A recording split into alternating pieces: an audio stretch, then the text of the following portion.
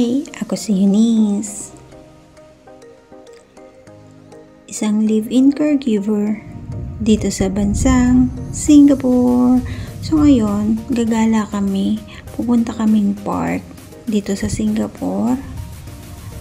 West Coast Park. Kung hindi ako nagkakamali, Green Lane yan. Kung hindi lang ako nagkakamali. So every morning, bago pumunta si Sir sa office, pinupunta muna namin siya sa park kasi maaga pa naman. Yung work niya, ginagawa niya lang ng 20 minutes. So dahil maaga pa, yan ang routine namin.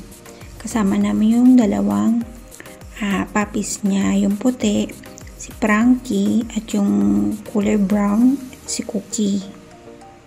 So ayan, kung nature lover ka, pwede ka dito sa West Coast Park. Pre lang dito, walang bayad. Yan, open fields yan. Pre yan sa mga aso na pwede nyo dalhin. Tapos open fields din yan. Pwede nyo takbo-takbo yung mga anak ninyo or yung mga aso. So, diba? Ayan, nagja-jogging sila with Angel.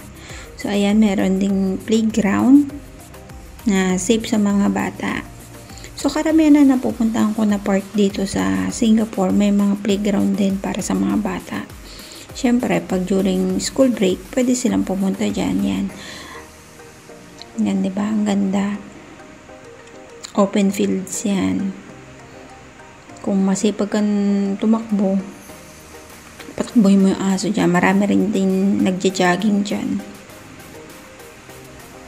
So, kung talagang nature lover ka, recommend ko rin sa itong West Coast.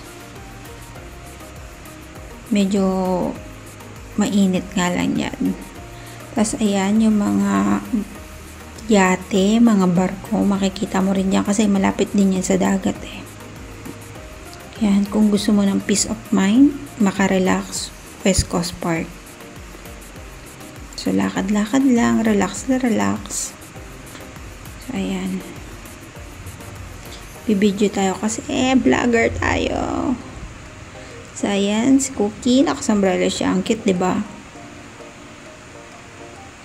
Yan, ayan si Frankie, nilagay ni Angel sa stroller. So, uuwi na kami niyan kasi medyo late na. Kasi mag-o-office pa si Big Boss mamaya.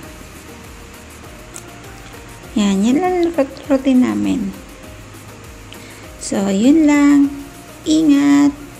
Bye! Subscribe my channel. God bless!